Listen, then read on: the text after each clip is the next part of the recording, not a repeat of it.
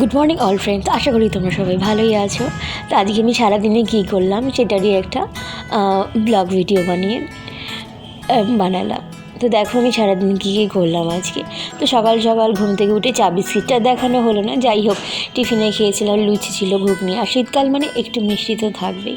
তারপরে খাওয়া দাওয়া সেরে একটু কাজকর্ম সেরে আমিও বেরিয়ে গেছিলাম আমার একটা খুব কাজের, সেটা হলো আমাদের ধুবুলি ইলেকট্রিসিটি বোর্ডে। সেখানে একটু দরকার ছিল কাজের একটা, তো সেই জন্য গেছিলাম।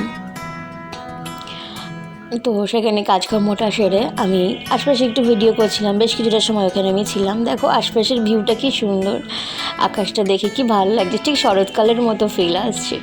যাই হোক, শীত হালকা হালকা পড়েছে। আর হ্যাঁ, আমি সবসময় মেকআপ করা থাকে না, আমার তো মেকআপ করতে পারিও না, মেকআপ করাও হয় না। যাই হোক, তোমরা আবার দেখে ভয় টয় পেও না আমাকে। আর তারপরে বাড়িতে আসার পর সন্ধ্যায় গিয়েছিলাম একটা বাড়িতে, সেখানে একটা বাচ্চার জন্মদিন ছিল। এই যে বাচ্চাটাকে দেখো, ওরই বার্থডে ছিল। তো এরকম ওপেন প্লেসেই হয়েছিল, চারপাশটা খুব সুন্দর সাজানো গোছানো হয়েছিল।